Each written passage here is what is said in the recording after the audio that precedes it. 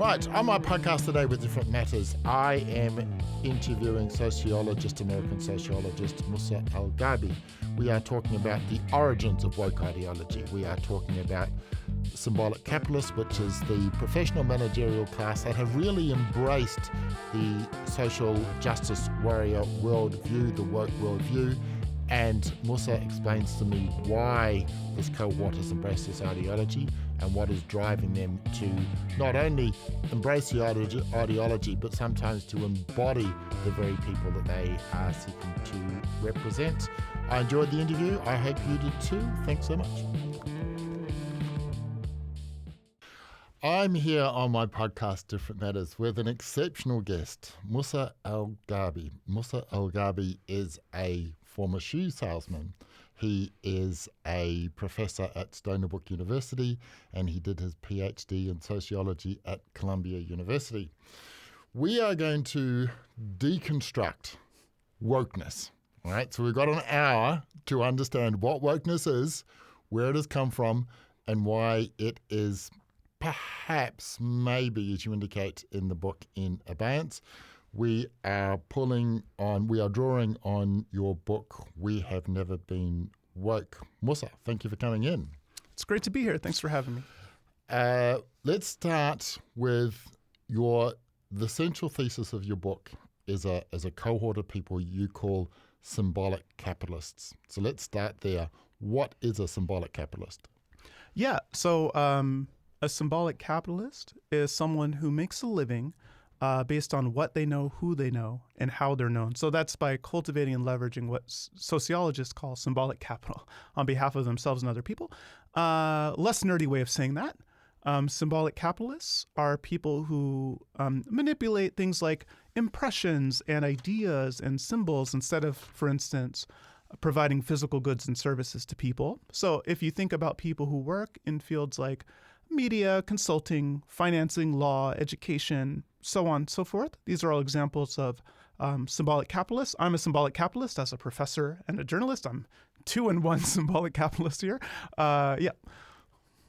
And because I struggle a little bit with the phrase, but then you talk in the book about the managerial class, professional managerial class, which kicked off James Burnham in 1941. Yeah. So is there a difference between the professional managerial class that maybe most of us may have thought of before and what you call a symbolic capitalist? I mean, broadly, yeah. So there's been other names for this group too. They've also been called the creative class. The professional managerial class. A lot of the terms focus on class. One of the reasons I didn't just stick, I hate neologisms, so I didn't actually want to coin a new term. So what is neologism? A neologism is a new word that's created to, okay. Yeah. And so my goal wasn't to do that, but ultimately I did because, in calling them symbolic capitalists, because my dissatisfaction with calling them a class is that we're not a class in the traditional way that sociologists understand class. We cut across. One of the things you see in most of our professions is you see this divide where you have one group of symbolic capitalists who have like a lot of pay, a lot of prestige, a ton of autonomy, really good job security, and then you have another group who have a lot less pay, a lot less autonomy. They're mostly executing other people's vision. They have more precarious contracts. Now, even the low-paid symbolic capitalists typically earn more than the typical worker in the United States, and they have better working conditions and pay and so on. They often think of themselves as poor because they look at the more successful people and compare themselves to them erroneously. So they're not a class, though. They're an elite constellation that cuts across a couple of traditional class lines. Now, one of the reasons why it's useful to think about them this way is because by most measures of class that, say, economists use or sociologists often use, the people at the low end and the high end think about the difference between, say, a tenured professor and an adjunct faculty member, for instance, in academia, or between like an intern and a full journalist at the Washington Post or something like this. If you look at traditional class analysis, you would expect that the more affluent people and the more contingent, precarious, less well-paid people, that they would have importantly different, for instance, moral sensibilities, political alignments, things like this, in virtue of their different class positions. That's not what you see. While the people at the lower end might support Bernie Sanders or Elizabeth Warren more, and the people at the upper end might like someone like Pete Buttigieg better, they both vote for Kamala Harris. And one of the things that's interesting is that on the other end of the spectrum, if you look at people who provide physical goods and services to people, we see a similar kind of thing happening where the bosses, the kind of traditional capitalists, they have long voted Republican for deregulation, tax breaks, things like this. One thing that's interesting, though, is that you're increasingly seeing people who work in manufacturing or who work in the service industries or who work in agriculture, the workers, are also shifting consistently to the GOP. Okay, so let's just I want to stay reasonably focused. So we got a symbolic capitalist is somebody who works in essentially the professions and associated fields. Yeah. So if I'm a bank manager, I'm not a capitalist in the Steve Jobs sense of the term. I'm not even a capitalist in the sense of somebody who runs their own corner dairy. So a corner dairy owner, just a shop that sells sweets and stuff, they would not be a symbolic capitalist. No. Okay, so a symbolic capitalist is somebody who works in the professions. They wear a suit and tie or the equivalent. Then, okay, so I got that. Let's now talk about elite overproduction, because I think that elite overproduction is also kind of it doesn't seem to feature massively in the book, but I think it's a critical linchpin for what your theory. So let's talk about elite overproduction. Yeah, elite overproduction is a situation when you have more people that have a reasonable expectation to be elites than we have the capacity to give them the lives that they were expecting. So when you have growing numbers of people who did everything right, they stayed in school, they went to a good school, they got good grades, they graduated from college with the right majors, and they were expecting, at the end of this whole process, they were expecting a six-figure salary and to be able to buy a house and to get married and to live at a standard that's equivalent to what their parents had or better. And it turns out that this life that they were expecting and just taking for granted for most of their life, it's just not in the cards for them. It doesn't seem to be in the cards for them. When you have growing numbers of people who find themselves in that position, what they often do is they indict the social order that they think failed them, and they try to tear down some of the existing successful elites to make room for themselves, and they try to tear down some of their competitors in order to make room for themselves. So why do we have elite overproduction? So you're saying that we are training too many lawyers and too many sociology professors? Yeah, I mean, so there's kind of a combination of both, preparing more people than we strictly need in a lot of these professions, and also sometimes there's exogenous economic shocks and things like this that also lead to layoffs of middle managers or austerity in academia and so on. So it's kind of a combination of sometimes exogenous shocks and too many people who are aspiring to these professions when we don't have the capacity to give them the jobs they. So this would be similar to what you see, because you talk about in the book, and you don't use the term, but it's a term that's used here: inflation, not grade inflation, qualifications inflation. So so I need somebody for a clerical role. 20 years ago, if you'd been to school and you could write, you could fit that role. Now I might want somebody with a university degree to do that clerical role. So this does appear to be what was happening in your book, because you're talking about something like 40% of college graduates are doing work that, strictly speaking, don't require a university degree. Yeah, and then even the jobs that do require a degree, You can often have a degree in literally anything. Like a lot of jobs say you need a BA, and you can have a BA in art history or physics, and it counts as having a BA for the purposes of those jobs. And when you have, so credential inflation is actually one of the ways in which societies end up managing elite overproduction. So if you have these kind of frustrated elites who were expecting a certain standard of life on the basis of their degrees and things like this, one of the ways you can appease them is to lock out ordinary people from some of the better paid, more stable jobs by requiring degree requirements when they didn't before, and reserving those slots for elite aspirants and elites. And so this often has a pernicious effect on social mobility and life chances for people who don't have college degrees, but it helps people like us. How does it help people like us? I don't understand. Well, again, because if you look at the jobs that end up getting being classified this way, where they require degrees now when they didn't before, the reason why they often the jobs that end up getting reclassed that way tend to be the better paying jobs within that sphere.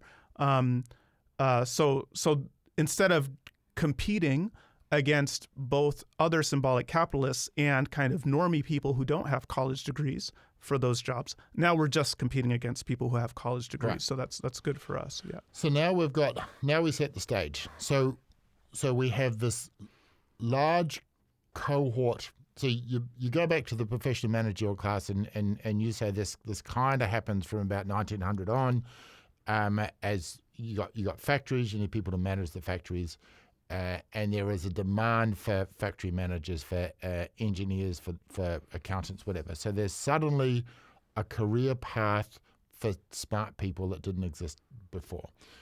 We now run through, we'll talk about some of the earlier awakenings, because some of them are quite interesting. But looking at the current situation, we now have a whole bunch of middle and upper middle class kids going through the university system. Predominantly this is American, but I think it applies over here as well.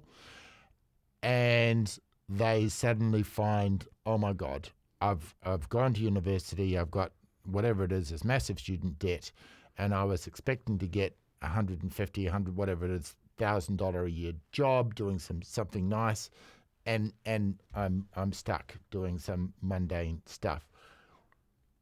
So that's the background. Now bring in woke ideology into that. Yeah.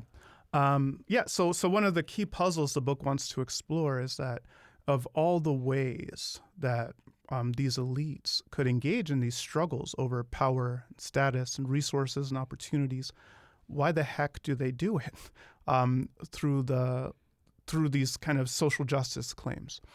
And the reason is because when you look at the professions that these folks aspire towards, one thing that's interesting about the symbolic professions, yep, that separates us from other workers.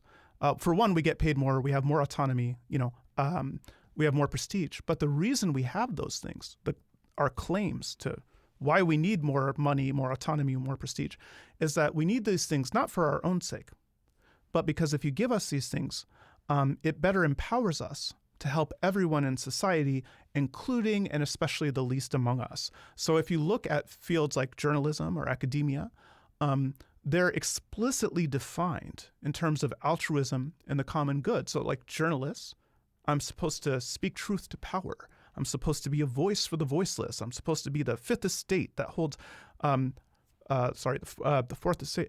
And then academics, I'm supposed to follow the truth wherever it leads and to kind of tell the truth without regards to anyone else's political or economic interests. This is what we tell ourselves. These are what we tell ourselves, yes, but this is also what we tell ordinary people, lawmakers, other stakeholders for why we need academic freedom, for instance, for why we need high pay and good working conditions, and things like this, is that this helps everyone in society. And so from the beginning of our professions, because our claims to being an elite were premised on these narratives about the social good that we do, you have this interesting, it's created this unique form of status competition within these professions where for a century now, people who were especially effective at presenting themselves as advocates for the marginalized and the disadvantaged were seen as being especially worthy of opportunities, power, status, and so on. And people who were successfully painted as having the wrong ideas, the wrong motives, being in bed with the wrong people, and so on, they could find their position in these professions fragile or could even lose their jobs. And this has been true, again, for a century. It's not something that started with Twitter. So there is this kind of unique form of status competition within these professions that people are competing over, where you gain power and status through these claims about social justice and being champions for the people who are vulnerable and desperate in society and so on. Because you say at one point, I think it's interesting the point you make, that some professions like lawyers and doctors and whatever, they became a kind of guild, and their legitimacy was somehow enhanced by the philanthropic, for lack of a better word, cause and behind them. Yeah. But you make the point that engineers never went down that path, so that's why they don't vote Democrat. But so we now have this group of professionals that have at least the cloak of some sort of do-good, pro bono, philanthropic aspect to it. We have elite overproduction. Why? And then we have, because there was kind of two movements you talk about: Occupy Wall Street, which is 2011, I think, and then the Black Lives Movement of 2013, which you kind of paint.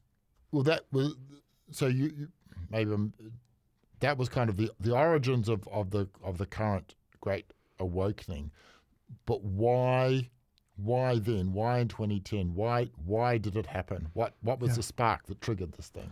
Yeah. So the story I tell in the book is that elite overproduction is the main driver of these awakenings. But elite overproduction in itself, and so they usually happen when there's some kind of crisis for these aspiring elites. Usually it's an economic crisis. And the first two awakenings, there were kind of two interlocking crises that happened at once. So in the 60s and in the 20s, there was this kind of economic crisis for elites, but there was also the draft, where all these, it's a real threat to you living the elite. I want to come back to the draft because that's such an interesting story. But just in 2010, because the story you tell is that I'm stuck in 2010 and I want a better job. Mm-hmm. So how am I using woke ideology to get it? Oh yeah, so I'll say real quick. There's two factors actually. So elite overproduction is the core driver, but it's usually not sufficient to predict an awakening. And the reason why it's not is because there's this phenomenon where a lot of times when things are a little lean for elites, they're pretty good times for other people, and vice versa. Often when times are really good for elites, it's kind of tough time for ordinary workers because elites have more power to exert favorable conditions and pinch the workers more and stuff. And so the challenge is, and so the upshot of this is that a lot of times when things are kind of lean for elites or for some subset of elites, it's hard to get anyone to care because no one in the broader society is going to be breaking out their violin like, oh, poor elite, you have to get a normal job. Oh, you do? Oh, you have to live a normal life like everyone else? Like no one cares about. But there are some moments when these trajectories get collapsed, when things have been kind of bad and growing worse for ordinary people for a while, and all of a sudden they're bad for a subset of elites too. Those are the moments when the awakenings are likely to happen because you have these frustrated elites who want to condemn the prevailing order and so on, but they're surrounded by a mass of other people who also are really frustrated with the way things are going, who also have a bone to pick with the people who have been calling the shots. And so this gives them more leverage over the system than they would have under ordinary circumstances. And so if you wanted, so the two factors that predict awakenings are elite overproduction plus popular immiseration. When you have the intersection of these things, then you have. So if you had a system where you had elite overproduction, but life stuck in the second tier of the elites. I can't get the good corner suite office that I want, but generally life for the great unwashed is actually reasonably good. Yeah. I've got no leverage. You've got very little leverage. But if life for the man on the street is tough, right? You got George Floyd dies and whatever. I then can say, oh, okay, I am now going to champion the downtrodden and the oppressed, and I'm going to use. And now I've got currency to attack those people currently in the C-suite. Yeah. Is that the analysis? Because you can point to all of these other people who are suffering, and you can say, look, the leadership is failing. They're failing them. You don't say, because of the ways that we understand ourselves and define our professions, it's actually kind of awkward for us anyway to lead a movement and claim that it's primarily about us and that we're seeking to benefit ourselves. In fact, you can even look at things like student loan forgiveness. Student loan forgiveness is a quintessential thing that would disproportionately benefit symbolic capitalists. But you basically never see the people who are arguing for student loan forgiveness, which would disproportionately benefit relatively advantaged people. You never see them saying, we want to do this for us because it's good for people like us. We're in a tough spot. We're trying to make our life better. That's why you should forgive the student loans. You don't see that. What you see them saying is you should forgive student loans because actually, if you look at the people who attend for-profit schools, they're disproportionately minorities and people from disadvantaged backgrounds. And so if you forgive their loans, it will make their lives better.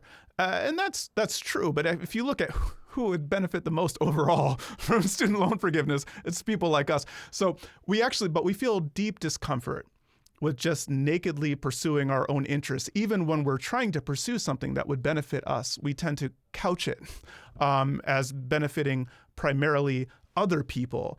And so this is one of the reasons why it's why we're in a better position during these periods of awakening to level these kinds of critiques. It's because we aren't just pointing about how people like us are suffering. We can point at all these other people who are also. So to put it into real terms, looking at an American context, if times are good, nobody is going to listen to AOC. I can't say her name. Ocasio-Cortez's rantings.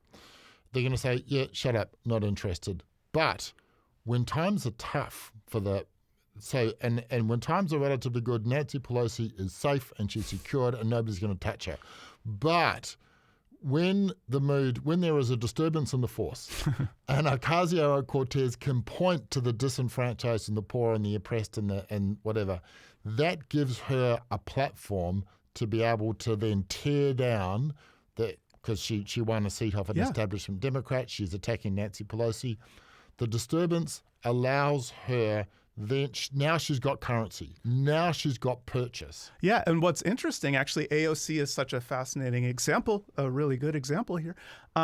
If you look at the race that she won over Tim Crowley, the establishment Democrat she unseated, Crowley actually won the poorest and more minority-intensive parts of the district. AOC disproportionately outperformed with highly educated, relatively affluent, and white constituents, actually. They were the key to her victory.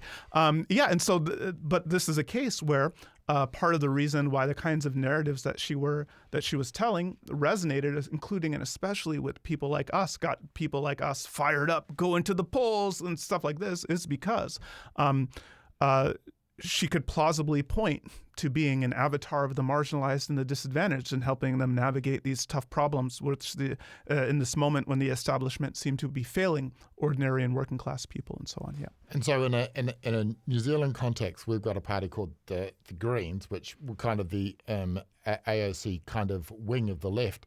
They do very well in affluent seats. So Chloe Swarbrick holds Auckland Central, which is one of the wealthiest seats in the country.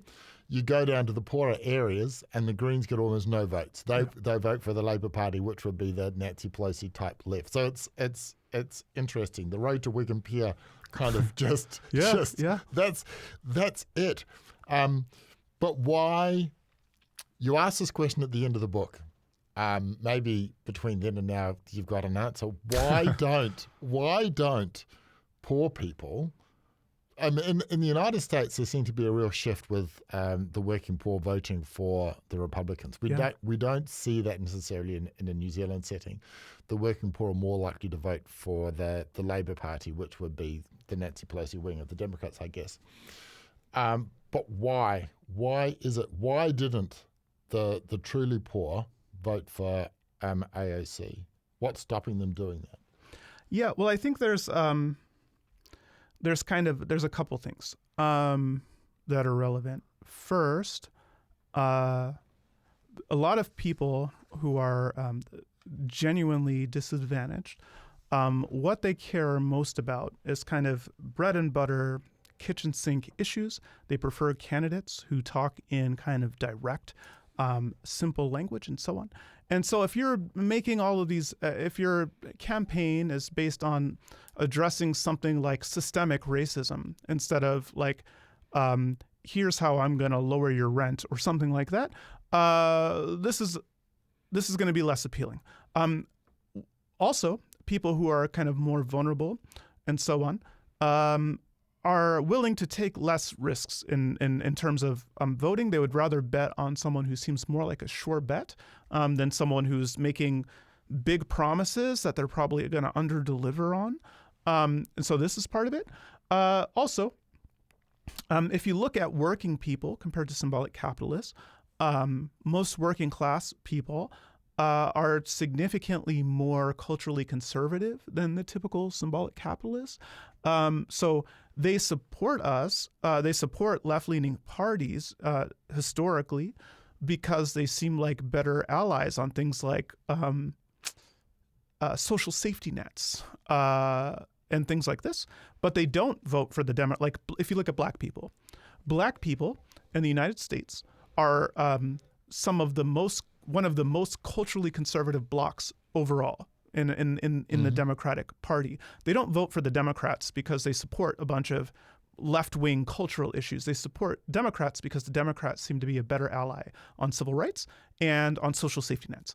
And so if you're in a context, if you have a candidate that is foregrounding the things that you don't care about or that you actually disagree with that candidate on, so they're foregrounding a lot of this culturally progressive stuff, and they seem insufficiently tuned in to kitchen sink issues, or they seem likely to under-deliver on the kitchen sink issues and over-deliver on the cultural stuff, then you're going to be likely to vote for the other party or to sit out the race if you're a working class kind of normie voter. Talk about, you make a very powerful part of the book when you talk about the reaction to Donald Trump's first win, 2016, and you're talking about observing the middle class on campus, and you contrast that with the Black and Hispanic people who went to work afterwards. Yeah. So one of the moments that kind of spurred some of the questions I explore in the book is, so I talk about briefly how before I was an Ivy League intellectual, the last thing I was doing before that was I sold shoes. And before that, I worked freight. I did a bunch of kind of normie jobs. So I made this big class and cultural shift when I was in New York City at Columbia University. And yeah, after Trump won, one of the things that struck me is that a lot of the students were sobbing and weeping, and the professors as well, sobbing and weeping for the disadvantage. They were upset that the people who are marginalized and vulnerable, they were going to get crushed underfoot, and the rich and the powerful would have more wealth and power than ever, and so on. And there were a few things about this that were striking to me. First, in their own narrative of what would happen after the election was good news for them. Because if the rich and powerful were going to have more money and power than ever, guess what? We're at an Ivy League school. We're the rich and the powerful, baby. We're the people who stood to benefit the most in the students' and professors' own accounts of what would happen after the election. And if people recognize this, but they were like, yeah, but you know what? It's still terrible. I don't want this money. I don't want this power. I'd rather the disadvantage. Like, that would be one thing. But that wasn't what I observed. Instead, a lot of the professors and students didn't at an Ivy League school in America viewed themselves as being marginalized and disadvantaged and especially vulnerable to Trump and his regime and stuff like that. They were thinking they're the little guy at an Ivy League school. And then on the flip side, I noticed a lot of the students and professors claimed to be kind of so traumatized by the election and so scared of how vulnerable and marginalized they were that they couldn't do their work and stuff like this. They were just too traumatized. They couldn't do their assignments. They couldn't take tests, so they lobbied, and they got all of these accommodations. Okay. One thing that was striking is that there were all these other workers around us at Columbia, the security guards, the people serving the food, the janitors, the maintenance people, and so on. Those people, there was no effort from the Columbia students to help those people get a day off, to give those people accommodations, better benefits, any of that. And these are the people who, in the students' own narratives, like the people, these other workers, much more likely to be, say, Black or Hispanic. They make a lot less money. They came from less affluent backgrounds overall, and so on. So in our own narratives about who we should be looking out for at times like these, those are the people that we should be looking out for. But they seem to be completely invisible to the students. They were so focused on themselves and how marginalized they were that there was no movement at all, no acknowledgement at all of these. And also, these other workers, you didn't see them rending their garments the next day on campus. You didn't see the janitors like sobbing uncontrollably about politics. They just went to work. As they were scrubbing the rich kids' poo out of the toilet. Yeah, they just showed up the next day and did their jobs, right? And so this juxtaposition was sobering to me. And as I say in the book, like I don't want to seem like I'm picking on Columbia students and professors in particular here, because when I walked off of the campus, and I was on the Upper West Side of Manhattan, you saw the same thing. You saw all these affluent professionals wearing safety pin buttons and hugging each other and weeping for the disadvantaged, even as they were waited on more than usual because they were too distraught to cook on their own. They were too distraught to clean on their own. Oh, poor minorities. And they were able to do this, to take this time off with their feelings and so on, because all of these other workers, again, showed up and did their jobs the next day, right? So if the driver for adopting what we'll call, we need to define woke, we'll come to that in a minute, but if the driver for being woke is to advance your own personal position relative to those people one step ahead of you in the professional classes. So you are saying, I need the power and status because I will use my power and status to help the downtrodden, and the person currently occupying the position of power doesn't. If that's the driver, that implies a degree of cynicism, but I don't quite. They can't see it, presumably.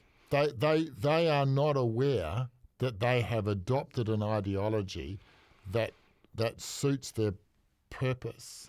They become true believers. Well, I think, so I think they are true. So I think one of the ways in which the discourse sometimes go awry on this issue is that there's all this really great research in the cognitive and behavioral sciences that argues that at a very, very fundamental level, the ways we perceive and think about the world it's informed by our self-interest, by what we want, by what we expect. So like right now in this interview, for instance, I'm being flooded with information about, I could pay attention to how many tiles there are in the ceiling or on the floor, or like the minutia of what you're wearing, or what color are your eyes, or how many monitors. Like there's all this information. I can't pay attention to all of it. I can't remember all of it, and it wouldn't be useful to. So my brain, I have to make these decisions about what to focus on, what to remember, how to fit it all into a coherent picture. And we don't do this in a random way.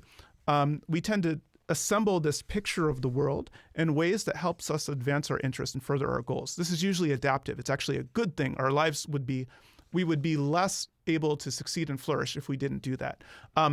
But if we take that literature seriously, then we can see actually that there's not there's not necessarily a contradiction between believing something sincerely and using it instrumentally. Like if it would benefit me to believe something, I'd be more likely to believe it sincerely and passionately and to try to get other people to believe it too. There's not a contradiction there. The argument in the book is that symbolic capitalists are sincere. When we say things like we want the people at the margins of society to live lives of inclusion and dignity, that we want the poor to be uplifted, things like this, we're not lying. We're not cynical. When people are crying after George Floyd was killed, that was a performance, but it wasn't just a performance. They were actually sad, right? These are real tears. The argument I make in the book, though, is that on the one hand, we have this set of sincere egalitarian commitments, but those aren't the only sincere commitments we have. We're also very sincerely committed to being elites. So we think that our perspective and our priorities and our opinions should carry more weight than the people checking us out at the grocery store. We think we should have a higher standard of living than the people delivering packages to our doorsteps. And we want our children to reproduce our own position or to do even better than us. And this set of commitments, the drive to be an elite, also very sincere.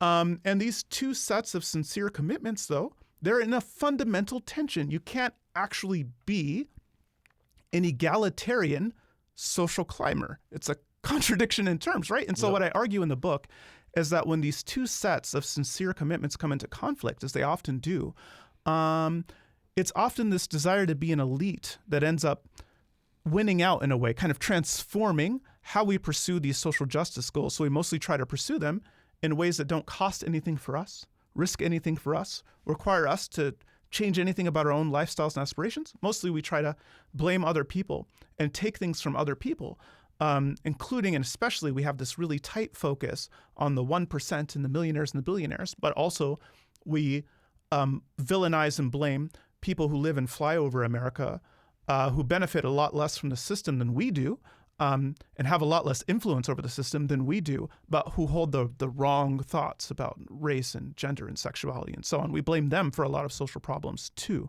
And this is the main way that we try to kind of square that circle of benefiting from a lot of these social problems, but not seeing the role that we actually play in the system. You actually say in the book at one point that the reason for the different outcomes is not because people hold the wrong opinions. You describe it as a process, which I thought was interesting. But I just want to come back because this is not new. So I want to go back to the draft thing in Richard Nixon, because this is so interesting and I didn't know this. But you got a quote from Malcolm X in the book. Malcolm X, when did he die? I'm not sure off the top of my head when he did. In the 60s. So. All right. So there's this wonderful quote from Malcolm X. In this deceitful American game of power politics, the Negroes are nothing but tools used by one group of whites called liberals against another group of whites called conservatives, either to get into power or remain in power. So he said this in the 60s. Yeah. And you're saying this is basically the same game that's been played, 60 years later. Let's talk about, I did not understand this, and this is such a beautiful story. The anti-Vietnam protests and I guess one of the because you talk about several awakenings historically, we won't go into all of them, but the 60s one, the flower power, the anti-Vietnam thing. Yeah. You say this was not driven by opposition to Vietnam because the war had been going on, young poor black and poor white men had been going off to fight and die in Vietnam. Yeah. But there was a change in the rules about education that changed everything. So tell that story. I love the story. Yeah. So a lot of the narratives about the 60s and the protests, they tie the protest movement to things like as being animated by concerns about civil rights. And sometimes there's even this kind of anachronistic story that the protests of the 1960s are what helped create the Civil Rights Movement. But as I show in the book, everything from the Civil Rights Act, like the Civil Rights Acts, most of the major gains of the Civil Rights Movement actually happened before the before the eruption of kind of major college protests, and so on. Yeah, and so and in even the Vietnam War. So as I said, the Vietnam War had been going on for a long time, without strong opposition, without major student protests and so on. This changed in '65. So in '65, there were kind of, and in the aftermath, there were kind of two things that happened at once that created a crisis for symbolic capitalists. First, there were changes to the draft, which before, if you were in college or if you belonged to a number of different kinds of professions, you were exempted from the draft. So it was, as you said, it was mostly working class and poor people across racial lines who were getting sent to the war. A lot of people started going to college during the Vietnam War in order to avoid the draft. You saw this huge spike in the percentage of people attending college specifically to avoid the draft, it seems. And eventually the government got hip to this, and they realized that in order to achieve their targets for staffing, they'd have to eliminate people's ability to just avoid the draft by going to college. And so they changed the draft rules such that you had to basically they created these tests. And if you didn't score above a certain level on the tests, or your GPA wasn't high enough, and if you weren't one of the better students, basically, then even if you were in school, you would be entered into a draft lottery, and if your number was called, you had to be deployed, and it didn't matter. It didn't matter if you were in college or not. This change to the draft rule is what led to the major student protest movement. It was that time that you started seeing major. But again, and then a second thing that happened around the same time, though, was starting in the mid to late 60s, you started seeing it became a tougher and tougher labor market for aspiring professionals as well, in part because there were all of these people who started going to college and university in order to avoid the draft. And then also there was a kind of a series of exogenous economic shocks too. And so it became a really tight labor market for aspiring symbolic capitalists after college too. And the combination of these two things is what led to the, but again, what you did see when you looked at the student protest movement, even though the main thing that seemed to cause the student protest movement was concern about being drafted in, because again, you really can't live, as tough as economic shocks are to people's aspirations to living elite lifestyle, you really can't live the elite lifestyle that you planned on and took for granted if you're dead, or if you're kind of maimed, or if you're kind of shell-shocked and you live with post-traumatic stress disorder and things like this. So this is a far bigger crisis for elites even than the economic shock, right? Just avoiding the draft, avoiding getting sent into war. And so, you saw this wave of activism after there were changes to the draft law, but they were, again, often not framed as in, I'm taking part in this social movement for my own sake because, you know what, I'm having a tough time, and I think that people like me shouldn't have to go fight America's war. That's for those people, right? Instead of, like, that wasn't the narrative that they told when they were participating in the draft. In the protest movements were all about the marginalized and the disadvantaged, and how women and queer people and non-whites and poor people, how they were suffering in this moment, and how we really had to look out for them, and society was failing them. And it was failing them at those moments in all sorts of ways. But they hadn't cared about that until it came to them. Yeah, so, and you see, by the way, just real quick as a coda to this, when Nixon took office, his one of his top priorities, even though he hated the student protesters, he had this really.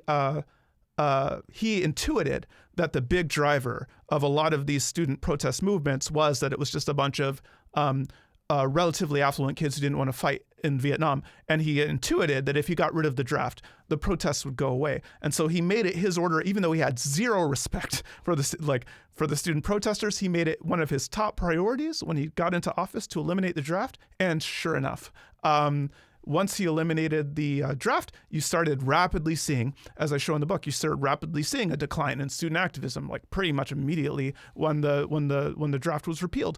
And so this is, again, kind of further evidence that especially because a lot of the other underlying conditions for women, for queer people, for minorities, and so on, weren't resolved. But that issue was resolved, and all of a sudden, a lot of these people disengaged from many of these protest movements that they were taking part of because the issue that was really animating them did get solved. Because I think that's a wonderful kind of dramatic demonstration.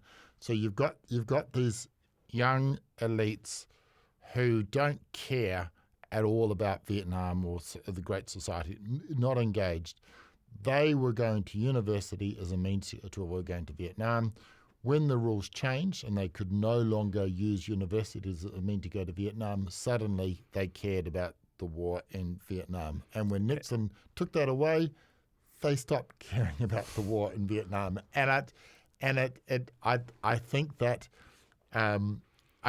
captures so well the situation we're in now, where you've got a class of people who have realized, hey, if I cloak myself in social justice virtues, then I am going to be able to use that as a means to advance my own position at the expense of somebody else who's higher up on there. Let's talk about what is woke. Now, you've got a wonderful definition of woke from Sam. Who's Sam Elder Bell? You quote him. Sam Adler Bell. He's actually Daniel Bell's grandson. So there's this famous sociologist and cultural critic, Daniel Bell. Sam Adler Bell is his grandson, and he's a journalist and a podcaster and cultural critic. Yeah. Okay, so he's got this wonderful quote defining woke as adherence to unintuitive and morally political norms and ideas in a manner which suggests they are self-evident. But then you make the point, well, hold on, that could apply to a religious pastor, right? So a religious person could equally maintain that view. So then you've got a list of what we could define as white things, which is an ally of the LGBT community. I do like this, an aesthetic commitment to diversity. Not a commitment to diversity itself, but an aesthetic commitment to diversity. Recognition of privilege, embracement of unconscious bias, and the mystic identity. Race is a social construct while also believing that racism is real. And so I like all of that. I want to touch on the resentment, because I see this a lot in my own life. The resentment between the symbolic capitalists and the real capitalists. Yeah. If I've gone to university, I've done the right things, I've lived the good life, I've never gone to prison in my 20s, and I've done all of the things right, and I'm not making as much money as that loser who left school at 16, went to become a tradesman, is now running a plumbing business, has got 30 staff and 3 houses. What's happening there? Yeah. There's a couple sources of the resentment here. One of them is that the people who are really smart and they jump through all the right hoops and all this kind of stuff, they feel like they should. They're entitled to live a better life than most other people in society, that society is right and appropriate for people like them to exert disproportionate influence over public policy making, that they should have a higher standard of living, and so on. And so if you're not, and you see other people who didn't do the things you did, maybe they didn't graduate from college at all, they didn't graduate from an elite college and so on, and they're living better than you. Another source of the resentment, that's of mutual resentment, that leads both normie workers to resent people like us and leads us to resent normie workers, is this mutual recognition of the fact that, I give this example a lot, assume aliens came down to Earth. Yep. And they unleash an electromagnetic pulse that eliminates the bottom 90% of all academic research.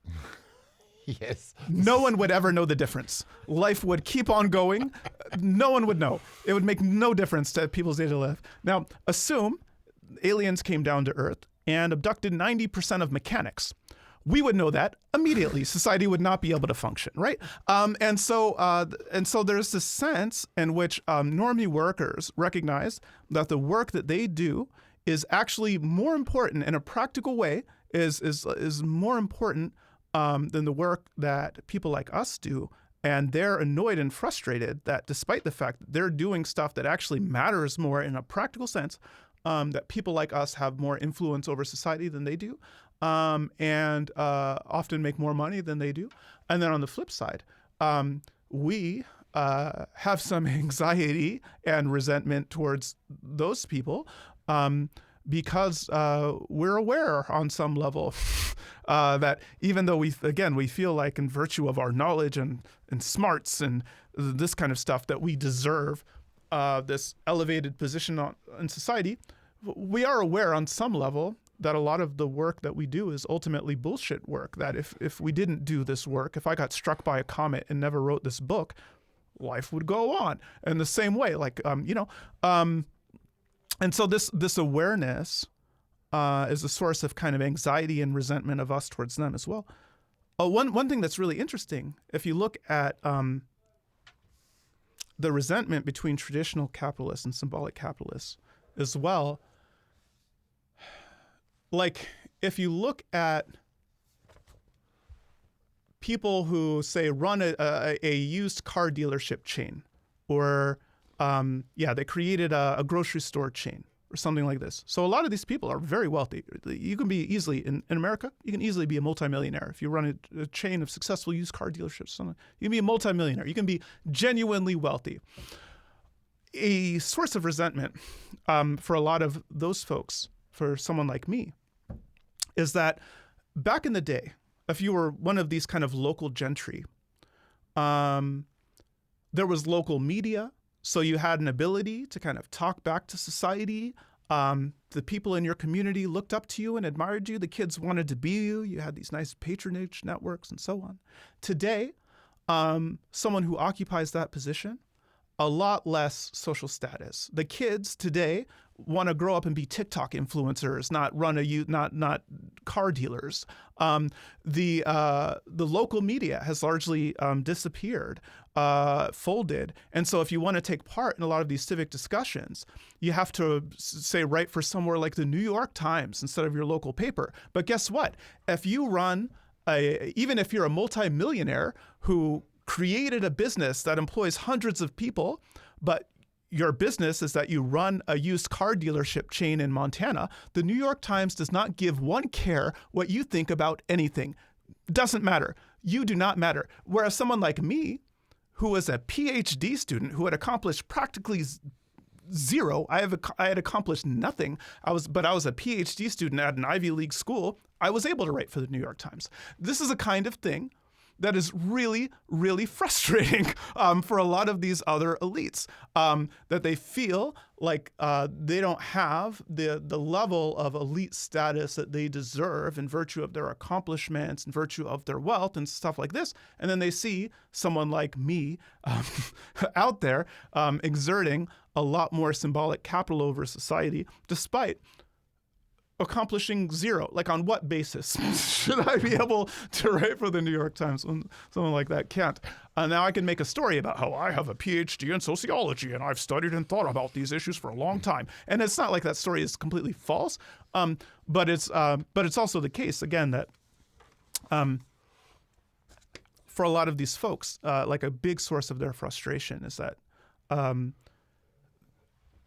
they don't have the kind of influence over society and so there's a sense in which they feel marginal in society, and there's a sense in which they are in fact marginal in society relative to the national culture, despite being super wealthy, despite being local gentry. That's interesting. So the resentment potentially goes both ways. I mean, I know just from my own limited experience, because I have a reasonably well-read column in one of the local news outfits here, and I'm just a loudmouth, self-promoting ex-con who runs a shitty insolvency practice on the industrial wastelands of Albany, and it irritates the great and the good and the respectable that they just want me to go away, and I won't. Yeah, again, someone like you shouldn't be writing for it's a violation of the natural order. I should be nowhere. I certainly shouldn't be a licensed insolvency practitioner. Anyway, but that's okay. I just want to touch on a couple of quick things before we go. The disciplined minds. A rise in education, you write, is coupled with a decline in entrepreneurship. And that, you quote Brian Kaplan. I like Brian Kaplan, even though he's not an Austrian. Brian Kaplan, shocking portrayal. Brian Kaplan makes the point that a degree indicates that you are the sort of person willing to do 4 years of toil to please the establishment, which is hardly training, got my notes, for running a risky business. Why doesn't a qualification set you up for entrepreneurship? What is going wrong with our elite educational institutions? Because you're a bit of an entrepreneur. I mean, you wrote a book, presumably you make a bit of money. You're out here on a tour. The Free Speech Union's paying you. So you're a bit of an entrepreneur. Yeah, well, I'm unusual, and it was risky for me too. I almost didn't get it. I had to go on the job market 3 times, and I ultimately only got a job by going out of my field. You notice I'm not a professor of sociology. And so, yeah, if you color outside those lines in academia, it can be risky for you. One of the things is, like, if you look at how do you get into Harvard? Who gets into Harvard? Well, it helps to be rich, but the main way you get into Harvard is if you're someone who turns in all of the assignments on time in accordance with the specifications of the instructor. That you're someone who really cares what the adults in your life think of you, and you work to ingratiate yourself with adults who then provide you nice letters of recommendation and mentorship and all of these other opportunity-enhancing things. That you're someone who doesn't have a disciplinary record, but you do have the right kinds of extracurricular activities and so on. And so, like, the ways that we decide, the literal selection criteria we use to decide who gets into elite colleges and not, we select for people who are highly capable, so they are smart. They do have good grades. They have good test scores, so they're capable, but they're also conscientious and conformist. This is what we select for. We select for highly capable, conscientious conformists. So it's not the education itself that kills the vibe. It is the selection process. Well, and then the longer you're in these educational institutions, the more that you're enculturated into thinking that way. So, like, throughout my PhD process, the advice that I consistently got from well-intentioned people who are trying to help me out is that what I should do if I want to get a tenure-track job and then eventually to win tenure is I should keep my head down and keep my tail between my legs, avoid making any enemies, ruffling any feathers, doing anything dangerous or edgy. You haven't done that, do Musa. safe conventional projects. And so this is the advice that I was given because, and a lot of people think that, well, you know, what I'll do is I'll do that. I'll play it really safe until I get tenure. And then once I get tenure, oh, buddy, then pew, pew, pew, pew. But, like, the problem is if you've spent your whole life before school aggressively jumping through hoops and managing your reputation and so on so that you can get into a good school, and then you spend 4 years in the bachelor's degree with your head down and your tail between your legs, and then another 6 years in your PhD with your head down and your tail between your legs, and then another 6 years on the tenure track with your head down and your tail between your legs. By the time you get tenure, you're no longer a pew-pew person in the first place. You're a person who keeps your head down and your tail between your legs, and you're probably going to advise your students to do the same because it worked for you. You have been neutered. One final point before we wrap. You talk about Tomic Capital. Am I pronouncing that correctly? Yeah. The epistemic moral authority afforded to an individual on the basis of being one or more of these totems, and you give a couple of examples of people who, was it Rachel Dolezal? Oh yeah, Rachel Dolezal, yeah. And Satchel Cole, who appropriated African American stuff. Elizabeth Warren, who famously claimed to be. So what? Why do Well, I think I know the answer, but why do people do that? I mean, it seems bizarre to me, but why do people do it? Yeah. So to Tomic Capital, as you said, it's trying to get people to take you more seriously, to defer to you, to listen to you more, to respect you more, to give you more opportunities because you identify with the marginalized and disadvantaged groups. So because you're queer, or because you're black, or because you're Muslim, or so on and so forth. The idea is that people who belong to minoritized populations are more moral than other people. They see society more clearly than the more privileged people, and so on. This is the narrative we tell. Okay, why did this become popular? Why is this? And this is a type of belief system and status game that is kind of unique to symbolic capitalists. You don't often see, if you're working freight, you don't see people talking all the time about their race and ethnicity and disability status, and they don't like start talking about that stuff 2 seconds after they meet you. This is a thing that we do. Why? Okay, so again, we define ourselves in terms of helping the marginalized and the disadvantaged. For most of the history of our professions, these were professions that were created for white Anglo-Saxon Protestants. And so if you weren't that, you couldn't be a lawyer. For instance, the law firms and the law bodies like the American Bar Association explicitly banned black people, for instance, from being lawyers for much of the history of the profession. This changed as a result of things like Title IX, the Civil Rights Acts, affirmative action, and so on. Growing numbers of women, minorities, openly gay people, and so on started entering universities and then into the professions. This created a kind of crisis for some of the pre-existing symbolic capitalists, because you had this growing number of people who could not only claim to support the marginalized and the disadvantaged and work on their behalf, but they could claim to directly embody that marginalization and that disadvantage, to directly represent these marginalized groups and to speak on their behalf in this kind of more direct, authentic way or whatever. And so this created a kind of arms race where even people who are white and men and so on tried to find other ways that they could self-identify as being disabled or marginalized by appealing to other forms of identity and coming up with new ones in some cases, and so on and so forth. And so, yeah, part of why these kinds of claims to authority on the basis of belonging to these groups are so uniquely popular in the symbolic professions is because the symbolic professions themselves are uniquely define themselves in our bids for power and status and opportunities in terms of helping everyone in society, including and especially the least among us. That's a good answer. I like it. Musa, I think you're on a tight schedule, so I think I'm 1 minute over my allocated time with you. Thank you. Thank you so much for coming to New Zealand. Thank you for writing the book. I did want to. There's a couple of areas I didn't agree with you on, but that's fine. I think we'll leave it there. Thank you so much for your time, and I hope you enjoy your tour of New Zealand with the Free Speech Union. Thank you so much for having me. It's been a lot of fun.